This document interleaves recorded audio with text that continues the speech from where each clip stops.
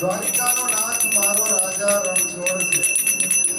દ્વારિકાના નાથને જે જ્ઞાન અર્જુનને શ્રીમદ ભગવદ ગીતા દ્વારા આત્મ તત્વનો જે ઉપદેશ કર્યો, એ જ જ્ઞાન મને ને તમને આપણા દાદા ભગવાને સુબોધ શૈલીમાં, સુપાચ્ય શૈલીમાં મને ને તમને સૌને સમજાય એવી ભાષામાં આપ્યું. તો આવો આજ ઢાળમાં, આજ રાતમાં, આજ તાલમાં આપણે દાદાને પણ યાદ કરીએ.